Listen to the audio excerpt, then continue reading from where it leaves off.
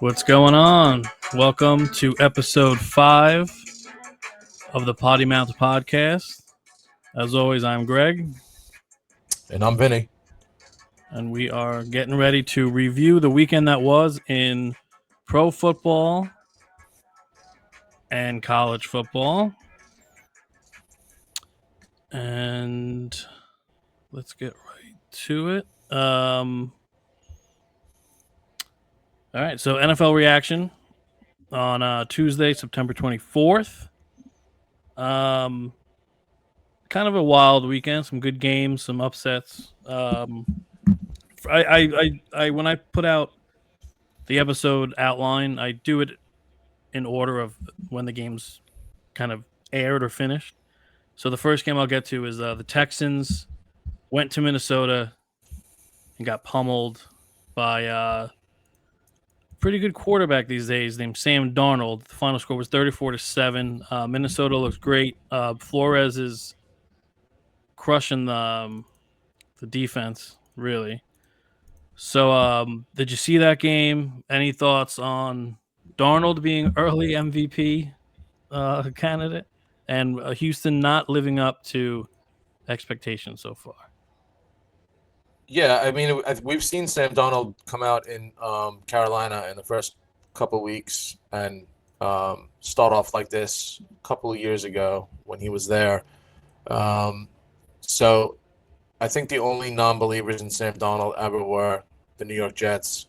I think even Belichick had mentioned that the other day. But, yeah, I watched the game, actually, and Texans look a little confused in certain situations. Vikings defense has been awesome, like you just said, and was that Brian Flores, right? Yeah. Some guys are just, like we said it, some guys are just better coordinators than they are head coaches, and they're a master at their craft as far as, you know, what they're there for, and him being he's a defensive guy, and they showed it. Sam played well. Aaron Jones has been playing real well, and a little shaky at one point when Sam went down, and I guess Nick Mullins was next in line. But good win for the Vikings.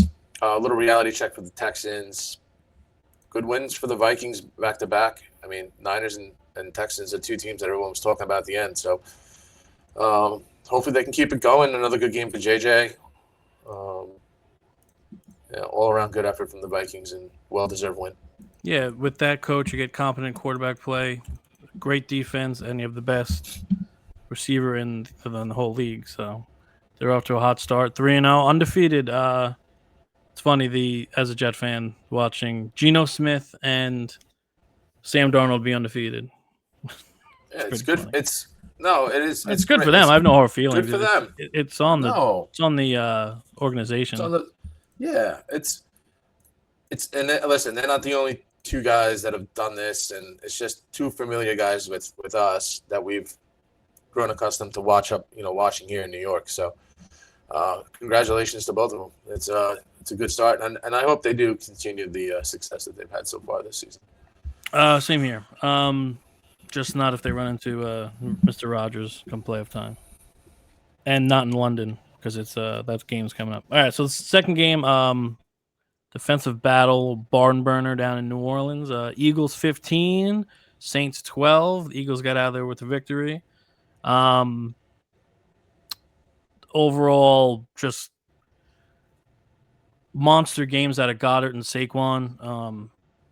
And the Saints never really got too much going. I didn't watch that game super closely. I had Red Zone on. I was trying to keep track of everything.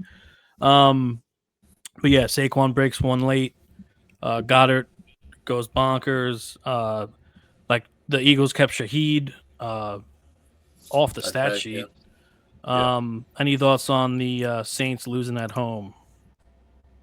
I think it fell in line with the whole slate of games. You know, we had said it was going to be a close game. We didn't think that the Saints were going to come out and cover. That was number one. Number two, it was going to be a one possession game, and I don't think anybody was really existing in the first half of that game.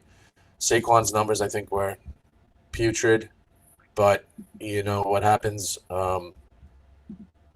in New Orleans.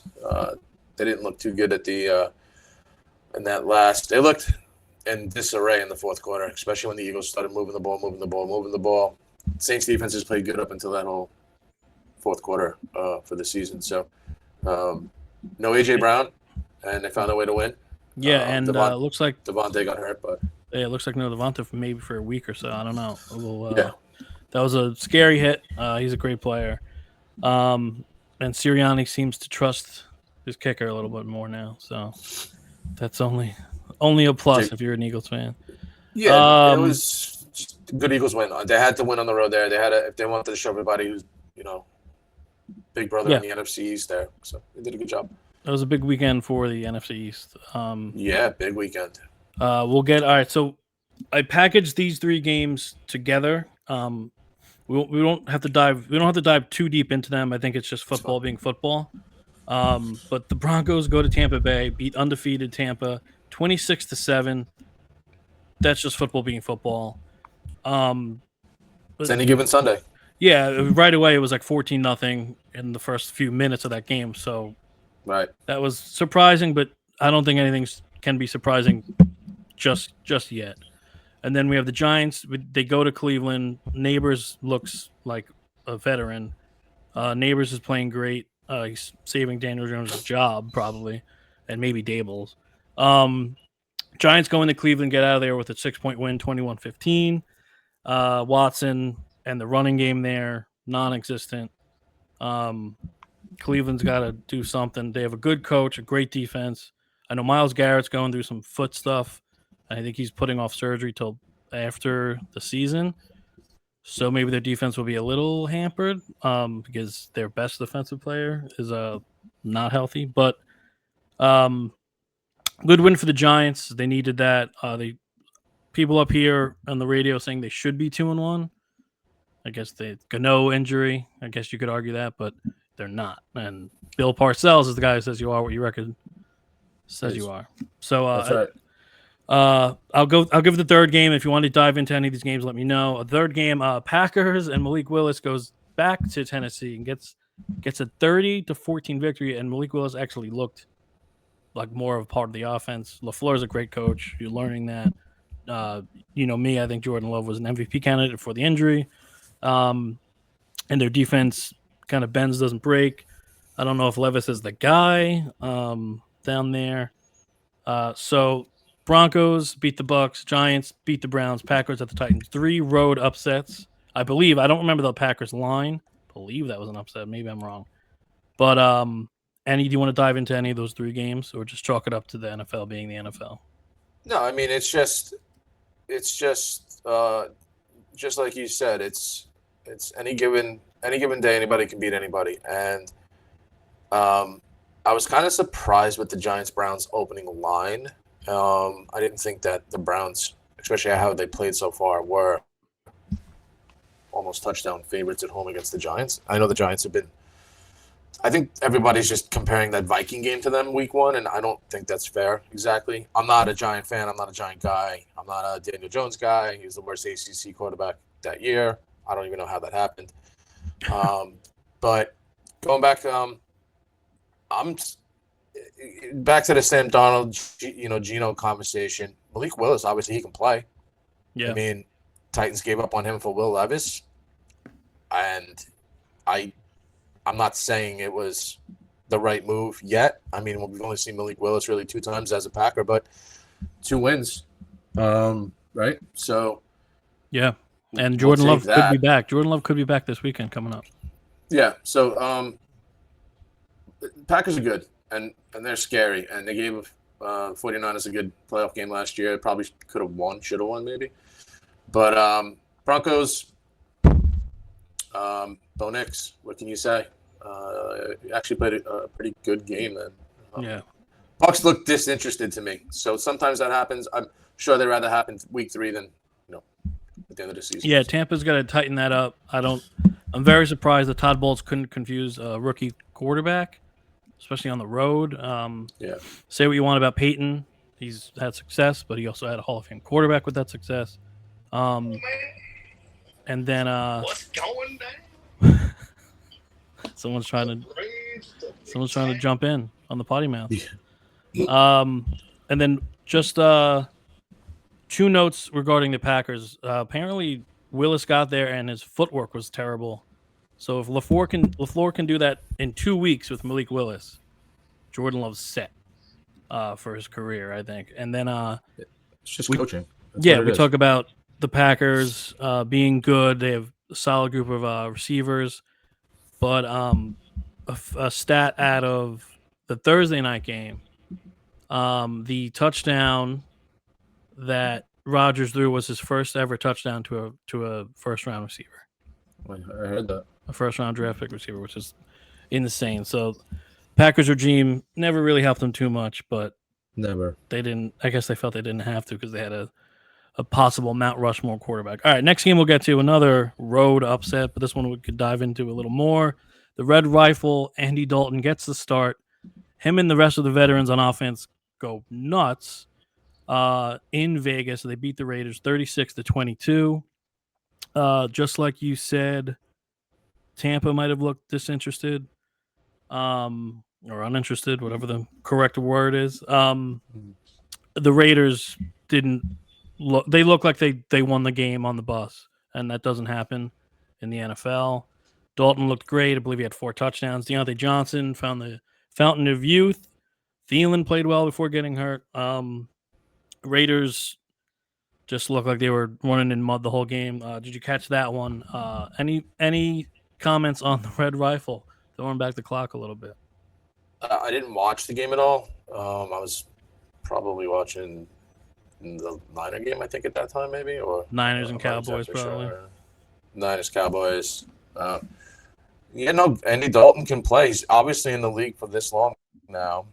Going to go to the veterans because if he's going to stick around and keep the job, he's going to have to go to the guys that he can trust, which are the guys that have been around, right? So, do you think this is more of a statement on how good the coach is, or how bad Bryce Young might be, or not ready Bryce Young might be, or a little bit of both? I don't know much about him as a coach. I don't know what his prior history is as far as what his success is, but people credit him with helping Baker put up a year last year. He's a quarterback. He's an offensive quarterback guy, but also I've heard people say that Baker's short time with McVay with the Rams did Baker wonders. So this is the theme of this show: is the teams that have given up on guys and have been successful. Yeah. I don't know if Bryce Young is good. I don't know. I mean, you can't tell me the Washington Commanders right now are a better group of talent around than the Panthers all around. I think they're pretty similar in a lot of situations. Jaden Daniels is light years ahead of what Bryce Young is, and this is Bryce's second year. We'll get to him, but to your point, could you imagine Jaden Daniels with the Bears' weapons? Not the Bears. I mean, the Bears. Okay, yeah, with the Bears' weapons. Because that's what I'm just saying. Like, you're comparing the Panthers, which I get. I would probably take McLaurin over Deontay Johnson and Thielen, and Eckler, and I would take their backfield too. I don't believe in Hubbard long term, but the Bears chose Caleb, just like a lot of scouts probably would have. But the Bears chose Caleb over Jaden. Jaden looks like he's in his second or third year. Yeah, we'll get to that game a little bit. But the Bears' weapon, the Bears went out and built an offense around Caleb, and Caleb can't use those weapons yet. I'm not a Caleb Williams guy. So Jaden Daniel. So anyways, back Bryce Young compared to his second year compared to the first year guys. I just don't think he's the guy. Maybe he needs to get coached also because he wasn't coached last year. I don't know. I mean, if you're telling me he's an offensive quarterback guy, then what does that say then? So we'll see. I mean, I don't think he's like, let's throw him out now. I mean, you wasted a ton of picks to get him and whatever you did. So yeah, the Panthers we'll see. They just run poorly. Yeah, and that's what it is. it all really starts at the top, and if they can't all get on if Tepper isn't interested in winning and getting the right people in the building to develop these guys, then you might as well just. Then he's got to temper Forget it. expectations. Come on. I thought that was good. And then Antonio Pierce, head coach of the Raiders, said that some guys made business decisions not to play hard, not to want to make plays, not to tackle, I guess. So he said they'll have to make business decisions. Pretty good line out of him, but let's see if he actually sits guys. We'll see. Football I don't know guy. what that means. Yeah, we'll see. He's a football guy. He's not here for business. He's here for winning. All right, next game we'll get to. You mentioned it a little bit earlier that you probably were watching this instead of that Raider game, which I don't blame you. Ravens go to Dallas and lay their hammer on them early. It was 20-25 final, but it took a comeback. It took Dak to show up like he did last year and play catch up. They found everyone on the field except CD. CD struggled. But Rams get out of there, and a desperate team. They're 0-2. Rams get out of there with their first win. And thoughts on the Cowboys and Ravens? The Ravens had to win this game. We said that the other day. They couldn't, fall to 0-3 with the expectations and the talent that's on that team. I had turned the game off because they were getting absolutely smashed, the Cowboys. And as I'm watching the end of the Niner game, I saw that Dallas came back. Now, hopefully that's a positive direction of things to come for them. But I need to understand, and somebody needs to explain to me whose idea it was to pump all this money into these two guys, and they can't even get on the same page. Now, that's a lot of money and a lot of years. Now, granted, you can cut guys. I get it, and you can get trade, whatever. But they're not a. They weren't. They're a good team. They're not great. I don't know if Jerry's alive in the box. I don't know what goes on up there. But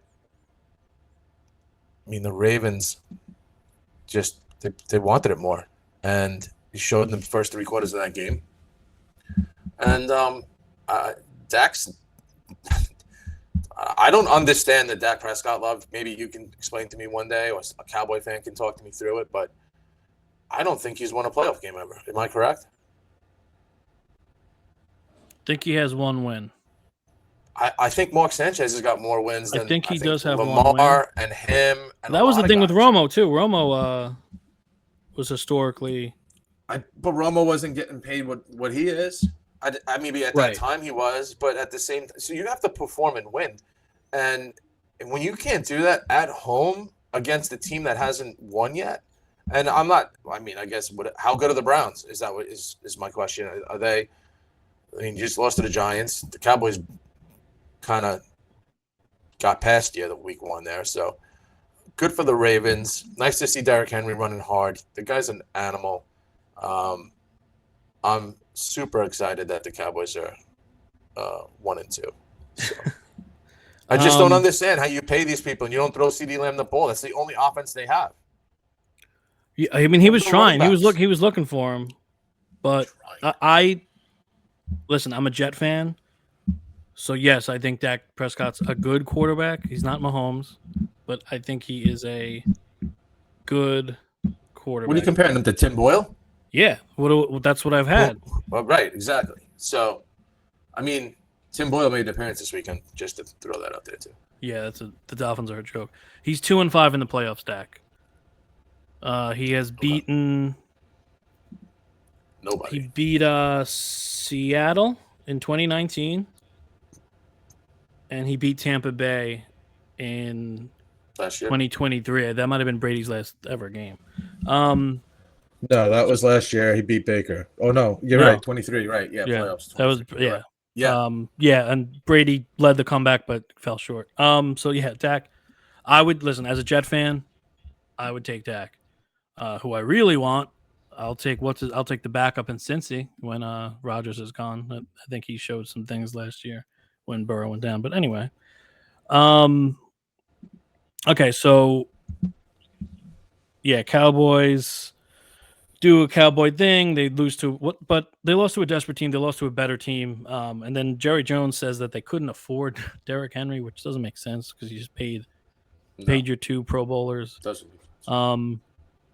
And listen, I guess he's had a good career compared to every other running back, but like, what's Zeke gonna do for you? Well, that's you bring up my next point. How do you let Tony Pollard just walk away? That too. The running back room is brutal. I think Jerry might have known. He knows who he's gonna play. He knows who's I don't gonna think Jerry knows pay. any. I don't think. No, I don't agree with anything Jerry at all. I think the game is so far past him at certain points. That I don't disagree with, but I do think he knew he was gonna pay these 2 guys because they've made him money. They've had good regular seasons, but I don't know. Who knows? That team, that organization, and that team is going to make money if they're 0-17 or they're undefeated. That's true. Just like the Jets, just like Woody Johnson, just like the Giants. They're the most valued teams in the league. Right, that guy. But they make just as much money as if they win or if they lose. So it doesn't matter. Yeah. All right. We'll go to a game that I'm sure your eyes were glued to. The banged up 49ers go to the banged up Rams. 49ers take an early lead. Jennings plays freaking great in place of Debo. And it wasn't enough to stop the Rams from coming back and win that game 24-27 late. You're the Niner fan. I'll let you take this. Hit me. The fake punt changed the whole dynamic of that game. They were up 14 and then had them again, held down, and the whole dynamic changed. They let them back in the game, and the Niners let them do anything they wanted to going forward. Purdy wasn't protected. Purdy might have had his best game without anybody. Nobody. No Debo, no McCaffrey. No Kittle, no Debo, no McCaffrey. No Kittle. So Jennings goes off. He's one of 3 players to put up the numbers and stats that he did as, I think it's him, Rice, and Terrell might be and I forget the touchdown to yards ratio, whatever it was. Their offensive line and defensive line were brutal, especially late in the game. They looked really tired. It's a disappointing loss for me because I think as a team we're a better team. Even with all those guys missing. Now, I can't imagine, once again, we know what happens when they all play together, but that didn't happen on Sunday. They just they look like an average football team, and that's what they're going to be without some of those guys. And I don't know if some of them are coming back anytime soon. So it might be a little rough sledding with no McCaffrey. It's just they need some help on the lines, and they better go find some guys because they can't go and think they're going to win, in Seattle and in the division, especially now Arizona too, without their guys. Shanahan looked defeated. He's got to cut his hair. He looks like a disaster. But the Rams, I don't know. They're not. They're everything that I said they were going to be. Credit to them, they kept playing. A bad team. Yeah, absolutely. Like I said, they let them back in the game. So that was the most deflating part of that whole thing. And after that, they couldn't catch up. Don't be a 40 whiner. See what I did there? So, anyways, if they would pull that lateral off, would have been the best finish in football history, but they didn't. So next. No, I mean that's just a division game. Banged up teams came down to the wire. That's all you could ask for as a neutral fan there. Yeah, both teams will be fine as long as they get their guys back. Sunday Night Football was the Chiefs going to Atlanta. And once again, people are saying the refs gave Kansas City a game. What do you think? I didn't watch too closely. I forgot what else. I forgot what else I was Bengals game doing or watching. No, I just listen. We're both Jordan guys. He got calls. LeBron gets calls. Superstars get calls. Mahomes whined and caused a scene with the toe gate last year, Showgate. and I feel like he's gotten every call since. And then I see like who would I? It might have been. It might have been. It was Trevor Lawrence. I see him getting like ravaged, and there's no flag. It's like, all right, like, What are we doing? Yeah, Right. so I'm sure like Rodgers will get calls because he's Rodgers, but Jaden Daniels won't. Caleb won't. Not just yet. So that's Joe how it Burrow is. doesn't deserve that call in Cincinnati. You're going to tell me? No, that's fair. No, I think he deserves. I just want it all to be consistent, Right, which but is it's never not going the case. to. Brady started this nonsense. Yeah. Kansas City gets out there with a win, stay undefeated. I said this would be a Kelsey game. I was wrong. I think he might be over the hill. He's 34. He's not what he was. We'll see if Taylor dumps him because he's over. He's over past his prime. Look, But he showed up. He showed up in December and then the playoffs last year for them. That's true. Yeah. And you don't need him in week 3. I mean, I'm not saying he's Travis Kelce of 10 years ago, but I think he's figured out that he can make a lot of money outside of this league without having to get hit every week. And I think this might be his farewell tour. Yeah. Speaking of that, can we relax with every commercial break seeing a Kelsey brother or both? Like, come on. No, they make the NFL a lot of money. They're not that interesting or funny. But whatever. The podcast is funny. I don't listen. Good for them. Maybe you should. Maybe you think differently. No, I'm trying to do my own thing here. So Kansas City gets the win, but Cousins looks good. Drake London played well. Rashee Rice looks to be the new go-to guy there. Finally, Hill's been gone now a few years, so it looks like Mahomes has his guy. The running game is going to struggle if Pacheco doesn't come back. That rookie just isn't it. And nope. We'll see if Kareem Hunt or Clyde Edwards-Helaire can do anything for them when on the field, but I kind of doubt it. It's going to be Mahomes. It's going to be an opportunistic defense that carries the Chiefs to probably the 1 seed. All right. So, no other thoughts on Falcons or anything? No, I hate the Chiefs. There's nothing to talk about. All right. Monday night we had 2 good games. We had 3 good performances, 1 great game, 1 blowout. Jaguars go to Buffalo, get their shit kicked in by an on fire Bills team. Allen, I believe, had 4 touchdowns, almost 270 or 80 yards. They were clicking on all cylinders. What was it, like 37-3 at half or something like that? Disaster for the Jaguars. Jaguars got to figure some stuff out. Nothing's working. I guess.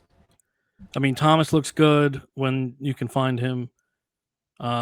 Gabe Davis, I believe, is overrated. They have playmaking ability at linebacker.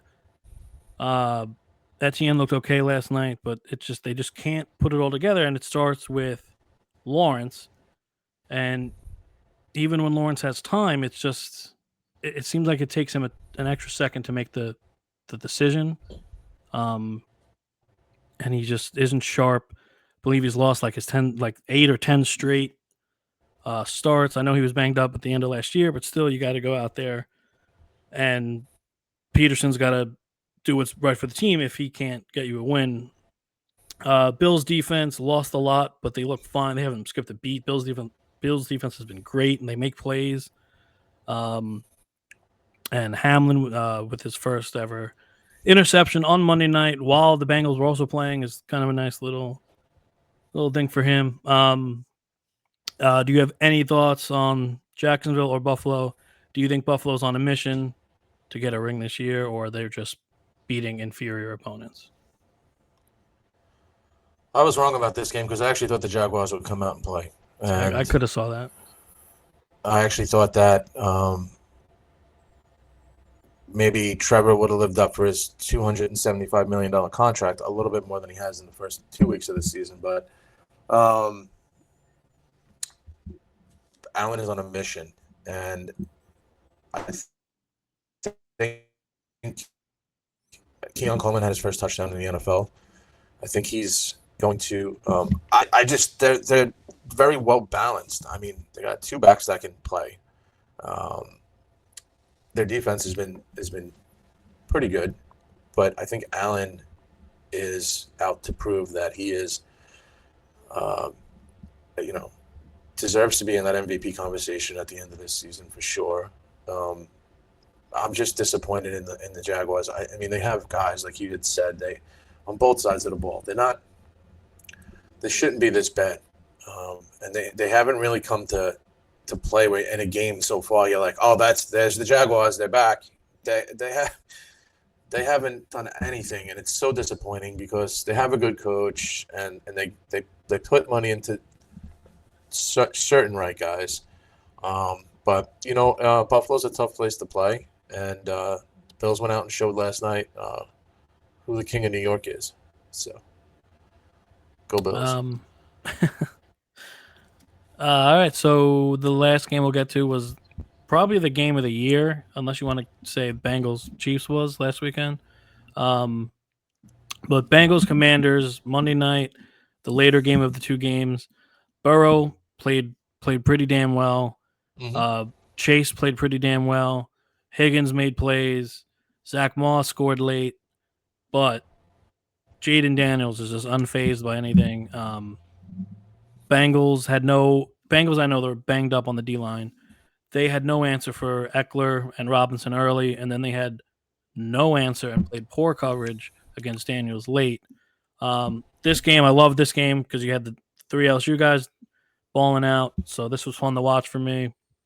I'm always going to lean Joe because I want him to get his ring. If it's going to happen, I want Joe to get his ring, and then I have some years to follow Jaden more closely after that, but it's always good to see the Rook go out, who was your pick for Rookie of the Year before the season. It's always good to see him play great and throw great deep balls. McLaurin is when healthy, McLaurin's up there, pops like top 10 receiver. He's got the skills. Did you watch this game? I know you flew in, got in yesterday. But did you watch the later game at all? I did. I watched a little bit of both. I was locked into Monday Night Raw to make sure Punk didn't open up the show. But with that being said, I love looking at my phone, looking at these updates. Burrows throws a bomb. Daniels comes down and scores. It went back and forth. Jaden Daniels is poised. He looks like he's been here before. Obviously comes from a good lineage of, LSU quarterback alumni, wide receiver alumni. The difference between what we had talked about earlier is that Jaden Daniels is going to make wide receivers, regardless of when they were picked, who they are, as opposed to when we had mentioned Bryce Young isn't going to do that. Right. There's certain guys in the league that have it and that don't. And I'm going to tell you another guy who doesn't have it and I don't think is going to have it. Caleb Williams is not, I don't see as being the guy. I told you that earlier on before we started this. But what an impressive win for the Commanders.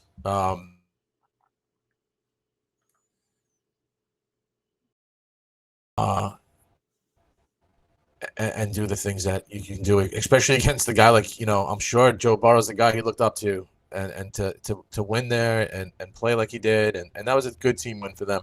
I hope Eckler comes back. I know he got knocked out. But Commanders can make some noise in that East, especially if the Giants are going to be what we think they are going to wind up being, and the Cowboys continue to do what they do. Yeah, I think the Commanders put, at least for a night, the Eagles and the Cowboys on notice that maybe they are in a pushover, with Heineke or whoever. Right. So good for the Commanders, new ownership, new way of going about business. So I wish the best for them, and my LSU boys. Next, we'll get into some college. We'll get to your team. at the end of the scores, so you can bloviate. But just quickly, we don't have to dive too far into these, but so the first one I want to mention is James Madison goes on the road to UNC and Mac Brown, and James Madison puts up 70 and still wins by 20 at Chapel Hill. UNC is known for their offense, their shootouts, great running backs, solid quarterback play in recent history. But that's gotta hurt to pay a team to come and kick your ass. So I just thought that was a little noteworthy. Any thoughts on that, or I'll go to the next one? No, I just think UNC, Mac Brown, time to go. Unfortunately, just doesn't have. I don't know. UNC's. They've been great for the last couple years. They put quarterbacks. Football. He's done a great job. They put quarterbacks and running backs in the NFL often. But when you get beat by a team you paid $500,000 to come to play at Chapel Hill, Jesus. No, good win for JMU. They had a good year last year too, so they're just continuing to. They can play. Good for them. All right. Next game is top 10 showdown. USC goes to the Big House, and Michigan pulls off the upset at home with a running game and no passing game. This was Michigan football, Big Ten football, as they say. And they did it on the ground. They did it with defense. USC got stifled. Both tight ends got hurt. I believe both tight ends left the game for both teams. But I don't care who's out. If you can't stop the run at the Big House, you're going to lose. Did you catch this at all? Did you see any of the Michigan win? Okay. No interest in Michigan football. I just don't understand the Lincoln Riley love, too. He'll always have an offense, quote unquote. But no, he's that's what you want to make it that. That's fine. He's the new Bob Stoops. Yeah, you said it. I'm honestly I was shocked that they won Michigan at home. I thought after we saw the Texas game, and I'm not putting USC and Texas in the same stratosphere. I just thought that it would have went the other way. So kudos to Michigan for that. Yeah, it's a good win for them. Win at home. Good win for them. Earn that ranking that everyone bashes. All right, NC State goes to Clemson in your conference. NC State puts up 35, a school known for defense. So 35 normally, they're probably in the game, right? Nope. Mm-hmm. Clemson puts up 59 at home. They're, I believe, 21 in the nation. And they look a little better than that since they got thrashed by Georgia. Georgia, right? Yes, by Georgia week one. Game, yeah. So, any thoughts on the? We have another ACC game to talk about after this. So I'll go into that, and then you tell if you want to talk to me about Clemson and Louisville. Next game will be Georgia Tech goes to Louisville. Louisville wins 31-19. I'm building up to Vinny's Hurricanes. Clemson all of a sudden looks like a threat with great quarterback play, solid defense, not a great defense, but good enough. And Louisville is on the schedule, and they beat a tough, pesky Georgia Tech team at home. I'll let you get into either one of these schools, unless you want to go to the next game. It's up to you. NC State was a little disappointing because I don't put Clemson on the same level as Tennessee right now. Tennessee is a juggernaut compared to Clemson. I saw the Clemson was up 24-0, I think, in the first quarter in record time. NC State, I think after that beating they took from Tennessee is just a little bit of a shell shock right now. They're reeling. Georgia Tech,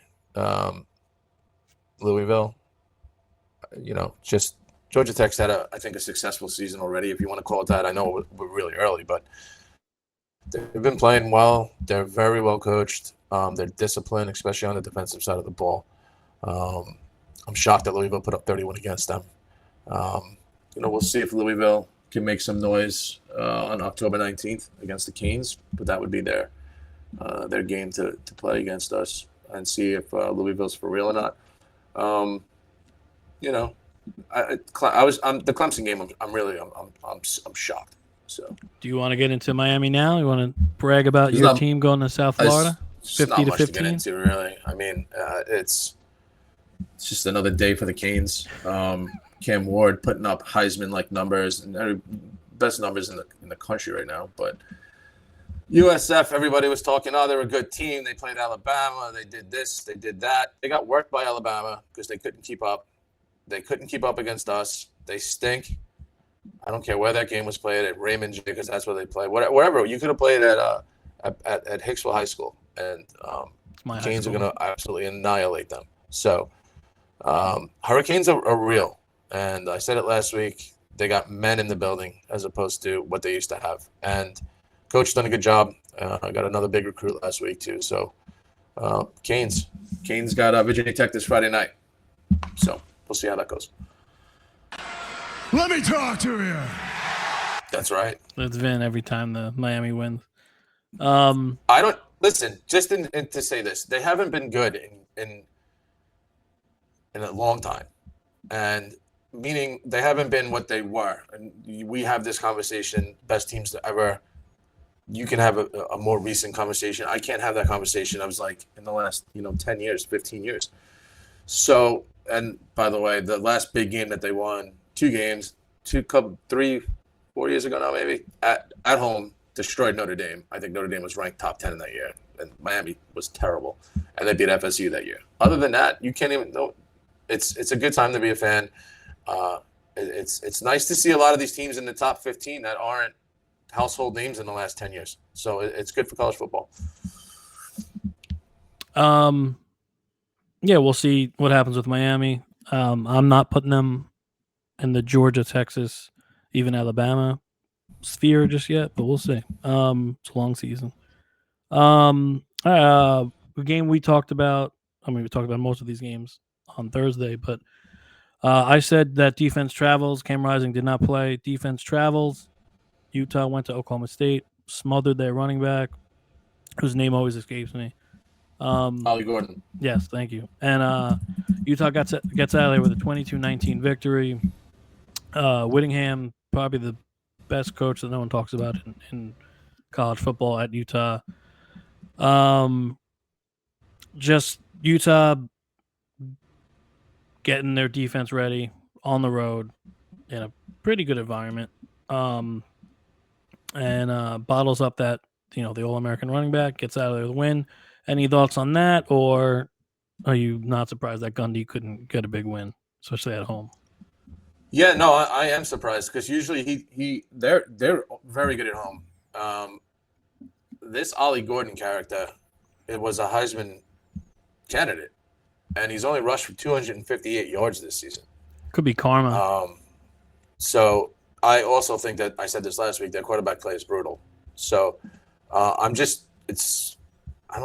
didn't love Utah in the game per se, as far as like, are they going to come into Oklahoma State and win?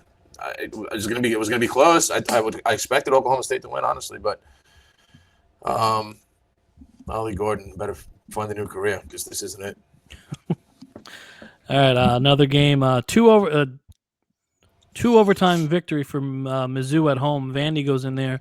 Vandy was like a 20.5 point dog, which it came down to, I believe, 17.5 right around kickoff. But Vandy, after like Nick Saban said some things about them, said it was like the only place to play in the SEC that wasn't tough was Vandy. And I don't know if they heard that, if that was on the bulletin board, but they showed up and gave Mizzou a game. And Mizzou is top 10 in the nation, but they're not playing like it. They're escaping. Yeah. Getting out with wins, but that's what counts. Fun game. I didn't watch it live. Fun game to see the highlights of that Mizzou receiver, Burden III. He'll be in on Sundays on fantasy squads and everything. Any thoughts on Mizzou? Are you just waiting for the other shoe to fall and for them to take an L soon, or do you think they are learning how to win close games and they could be a threat in the playoffs? I was hoping they lost so Miami can move up a little bit more in this week's rankings. Man, I was shocked. I didn't think Vandy had the power to stay with them for 4 quarters, and they proved me wrong. Their quarterback played pretty damn good, actually, and I think he's a 5th-year guy, but he can play. Pavia. Yeah, something like that. But no, this is what I'm talking about. Missouri in up there, and I couldn't tell you the last time they were anywhere up in the top 10 for anything in any sport. College hoops when they were in the Big 12, they used to be decent. Yeah, no, that's no, but it's in the 100 years ago. So, no, it was an exciting game. Overtime's always exciting. So, nice win for Mizzou at home. Vanderbilt gave them all they can handle, and I think it's something good for Vanderbilt to really build on because Missouri's, like you said, top 10. So good for them. Another top 10 team we'll talk about. Tennessee went to the fraud Oklahoma Sooners and beat them handily. It was pretty much 25 to like 6 the whole game. Like or 25 to 3 even. Oklahoma got smothered, scored with like 40 seconds left, maybe like a minute 40 left. Game wasn't close. I predicted this. Tennessee's a juggernaut. The defense is finally a threat to match their loaded offense under Heupel. Tennessee is a serious contender to make a run to maybe the semis, maybe further. I don't know in the playoff. And Oklahoma does what Oklahoma does. They have a ranking next to them. People think they're good, and they shit the bed at home. They've always done it as long as I've watched them. So I wasn't surprised. Were you surprised that Tennessee went on the road and handled their business and that Oklahoma really had nothing going? I'm more surprised that Oklahoma had really nothing going. I think this kid's a 5-star recruit at quarterback, and I think he's I mean, look, you're in a big-time school. You're a big-time recruit. You got to step up to the plate. And that was the most disappointing game to watch at night. I expected a little bit more of a fight. I expected a lot of points. We didn't get that because Oklahoma didn't perform like they were supposed to or what their expectations are at this point. I thought up into this game they played pretty good. I mean, Tennessee's great this year. So you're not comparing any of their other wins to a Tennessee team, but I had higher expectations for this game. Tennessee's very good, both sides of the ball. He's a good coach. Everywhere he kind of goes, he wins. So, I just expected more from Oklahoma. I expected, the whole game day atmosphere, the whole 9 yards, and they just laid an egg, and it's the least talked about game to me at this point. Was this game. I think Venables has to tell his team to look in the mirror, and they have to ask themselves, "Who are you? Who are you? Who do you want to be?" Because now the SEC, now it starts for them after a ass kicking. Another good game to watch at night. Hell of a comeback, hell of a final play and touchdown. Your favorite team to talk about. Colorado gets the overtime win over Baylor on a great play by Shedeur, who rolled out to his left and found like the quarterback on the ground. That was I don't say what you want. That was a great play, entertaining to watch. Colorado gets a win over a team with some positive history on the field. Baylor shouldn't have a program, in my opinion. Right. For Art Briles' nonsense and those players. But Baylor is no real team to snuff at. He was a solid coach. So Dion gets that win. I'll let you talk on it. I mean, you can thank Travis Hunter for winning the game. I don't. Yeah, very true. Say what you want about Shedeur's play. That kid scores. Who knows what happens again on the next possession? But Baylor football stinks. So I guess this is a win. Is a win. Like you said, the program's been in shambles. I think the school should be condemned. I guess congratulations to Shedeur Sanders and Travis Hunter winning the game for him. Is that what you want me to say? I just want you to talk on the team that you hate. I just don't understand how I get it. It was exciting. Like it was, what was it, overtime? And yes, and your best player that's not Shedeur Sanders is winning the game for you on every side of the field. So congratulations to Travis Hunter on keeping this win for the Colorado Buffaloes against a minor league team of the Baylor Bearcats. Last college game we'll get into. Kansas State, top 10 ranked. Kansas State goes to Provo, BYU at night, and they get rocked 38-9. Game wasn't close. BYU had a punt return for the ages where the guy ran all the way across the field, almost muffed it, ran all the way across the field. And the Mormons celebrate. I heard they have, I believe, the only Jewish quarterback. I don't know anything about that. In FBS, and I believe his nickname is BY Jew at BYU. That's just a little. I mean, that's little tidbit. It's an interesting tidbit, actually. I bet BYU because I think they're awesome. They're undefeated right now. I think they should be ranked after last week. I'm assuming. Yeah, they have off the top of my head, but I watched Kansas State twice in 2 games this year. Not overly impressed with a team that was, ranked as high as they were to start the season. Provo's a tough place to play. BYU's always tough. It's not like a game that you can go in there and you're gonna walk. It's BYU. It's what they are. It's who they are. And the NFL should be ashamed of changing the way they do kickoffs and all that other stuff because of the excitement that you had just mentioned with that return. It just takes away. It's so much more exciting, and giving these guys opportunity, and the landing zone is a disaster. I expect guys to parachute in the landing zone every time I see it. All right, so that's college. We'll get into our picks, our flushes on Thursday. But yeah, you said you took BYU. I took in parlays that wound up losing. I had Rutgers winning. I had Vanderbilt covering. I had some gems, but I shit the bed when it all came. Yeah, I had some gems too, and then I had some duds like the over in the Tennessee game, which really should have been easy if Oklahoma shows up, because you knew Tennessee was going to put up at least 25, so you just got to show up, and they didn't. And then my other dud was I had TCU at SMU. That's over. I had that there. The over. No, I just had TCU. Oh, actually, I think I had both. And I think the over did hit. The TCU did not win that game, right? So, all right. Quick stuff. 100 points. Quick stuff. Tigers are in. Twins are out in MLB. Twins are falling. Tigers are scorching hot right now, and Tigers close the series with the White Sox. Close the season with the White Sox. So Tigers could be making a run here with some lesser known players like Matt Verlaine and Tarek Skubal, and we'll see how they do. More locally, the Mets took 3 or 4 from the Phillies. They go to Atlanta starting tonight. There's rain coming, a hurricane coming. Not Cam Ward, a real hurricane, because hurricanes are real, like you said earlier, and That's I believe that. Yes, sir. So the Mets need to take 2 or 3, and they can eliminate the freaking Braves finally from our freaking nightmares. But we'll see.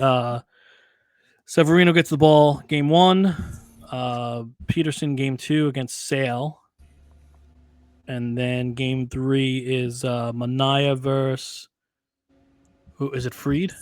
Manaea Freed. Severino tonight against Schellenbach. What the hell is his name? Yeah, so it's not gonna be easy. Braves have good arms, but they are banged up offensively. They did lose the first game of the Marlins series, so we'll be monitoring that. We'll see how the Diamondbacks do. Yankees could play. I just want to see the Met. No, I listen. I'm as big as a Met fan as anything comes. I just would love the Mets to make the playoffs when Acuna actually plays a full season. Because you think this is tainted? What happened 2 years ago? Asterisk. He blew his knee out, didn't play. Mets have an 11-game lead going into June. But here's the thing: the Mets are going to make the playoffs, and they do have an Acuna playing, and it's Luis Angel, and who's got a beautiful swing. I did not expect that. So we'll see that the Yankees clinch playoffs. They battle the Orioles. No, they can lock up the division unless they, collapse, but they should lock up the AL East. We'll dive into baseball more. We'll set something up on Thursday. Vinny and I will talk off air, and we'll get into the playoff races with just the weekend left, and we'll see if anyone's locked up spots. We might need a Monday show for the baseball chat. Emergency Monday show. Well, they might need to play Braves Mets on Monday if they can't get a doubleheader in before the rain comes on Thursday. We can go live. We'll go live during the game. We will. We'll go live. And then last thing on baseball is that game that Shohei had to go 50-50. My God, 6 for 6, 3 bombs, 2 stolen bases, 10 ribbies.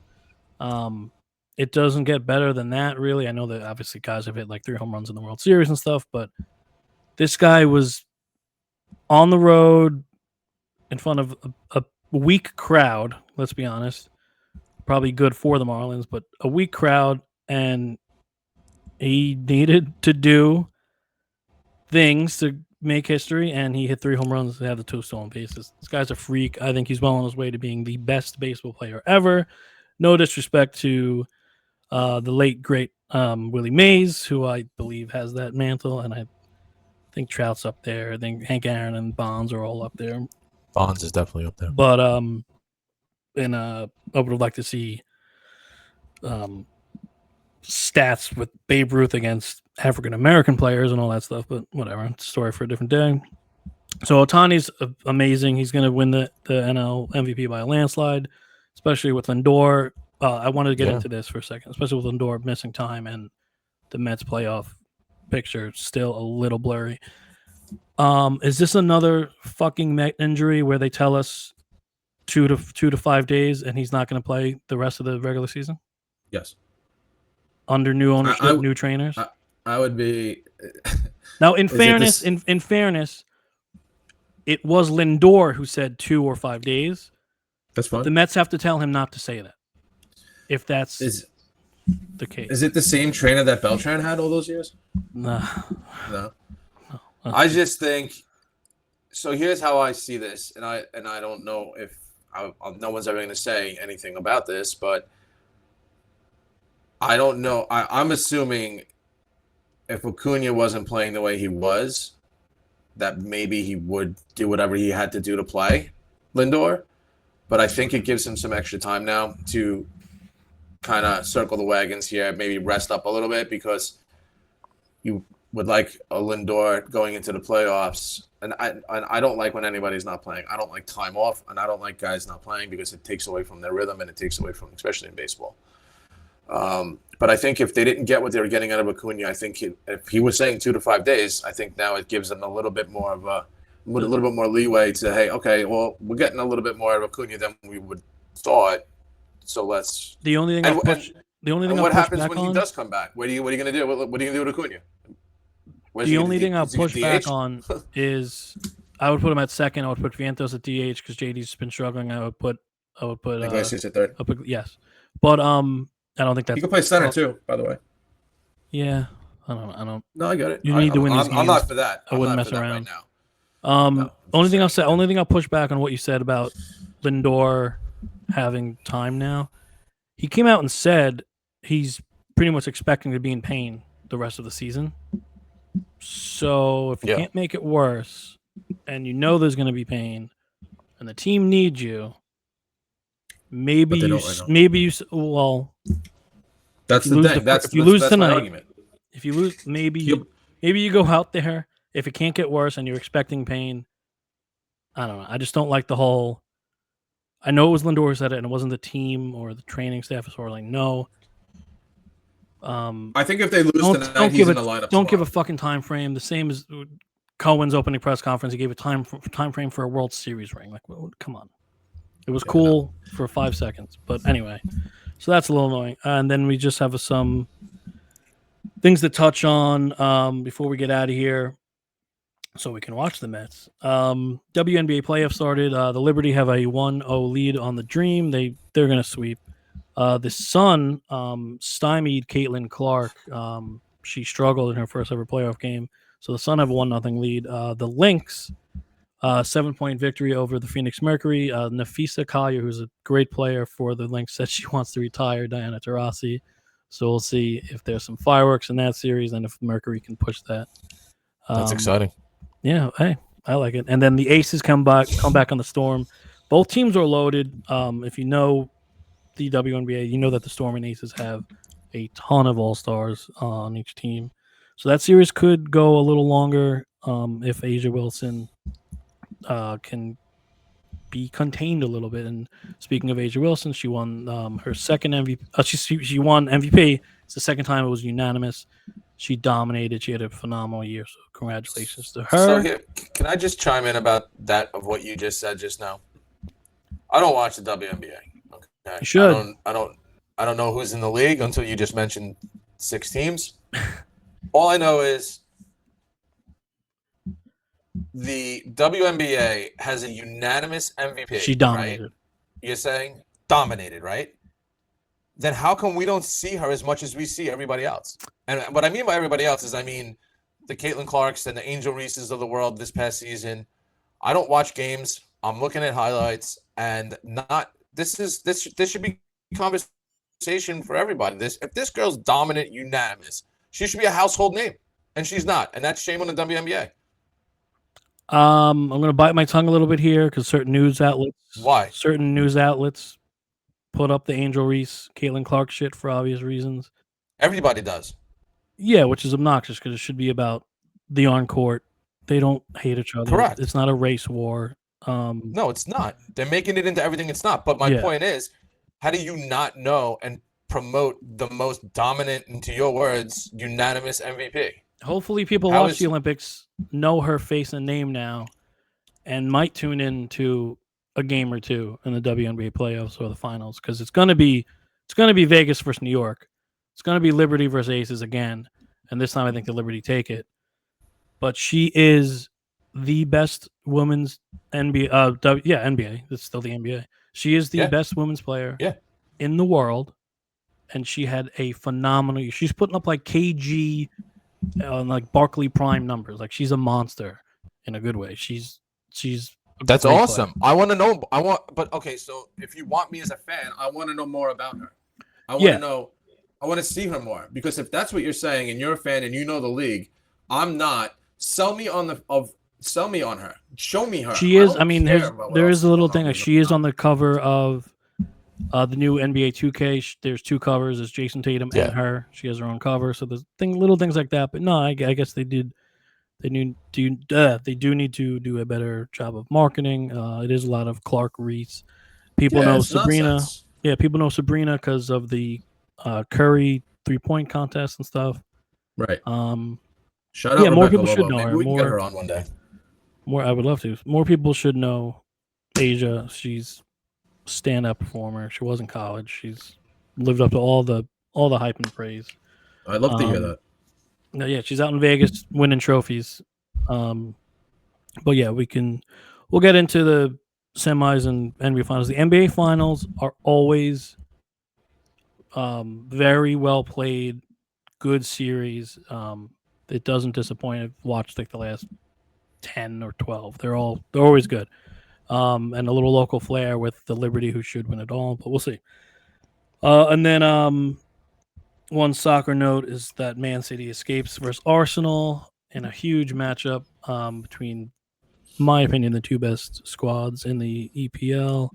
Arsenal got another harsh red card for kicking the ball after the whistle, which is just nonsense.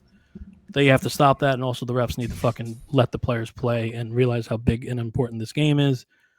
So that's a draw, but it's a long season. Man City will slip. Arsenal just has less breathing room for mistakes now going forward if you're an EPL fan. And then the last thing, Anthony Joshua had a match, and he was upset. A brutal knockout. Vin, you can't see, but I have a picture of a punch that changed his face. Anthony Joshua was looking like the Hitch scene where Will Smith is like allergic to shrimp or some shit, and his face is all swollen. So yeah, it was a pretty brutal knockout. Joshua couldn't stand up. Celebrities in the crowd, they were all shocked. Dennis Dubois, I believe, was the boxer who defeated him, knocked him out pretty violently. And this is a problem for boxing because these guys, Fury, Wilder, and Joshua, just keep losing or not performing well when they should have kind of revived boxing a little bit. Because no one cares about the little guys, to be honest. I'm sure Canelo has a following, and I do like Bud Crawford, but it's just struggling, and it's sad that people have to lean on like the Logan Paul and Jake Pauls to watch boxing. Yeah, that's they're nonsense. They're great athletes. That's awesome. That's great that they're good athletes. That's it. That's it. I mean, he's not a Jake Paul. He's like lunging with punches. He gets in there with a real boxer. He's gonna get tattooed. But I just want to mention Joshua got KO'd. That is it's a show for Tuesday. We got the Mets this week against the Braves. Let's go Mets. Let's go Mets. And then again Thursday, we always get into our predictions. We'll look ahead. We get into our Royal Flush picks. Vinny and I in college are 5-1 combined. We are 5-1 picking the college games, but we are 2-4 in the NFL. So we're gonna clean that up a little bit for you. But yeah, that's it. This is our 5th episode. Thank you for watching. Please like, subscribe, follow, tell everyone about us. We're trying to improve. I know we had a little mishap with the microphone last time, but we're doing this. We're having fun. And, it's been a blast. Yeah, so we will give you news and scores and analysis, hopefully for your entertainment. So we're going to sign out now, and we'll be back Thursday. So, Vin, if you want to say a little farewell to everyone until Thursday, it's up to you. Thank you very much, everybody, for following and listening to us. Please subscribe and get us going here. We love doing this, and we look forward to every time we get to be on the microphone. All right. Good night, everyone. Good night.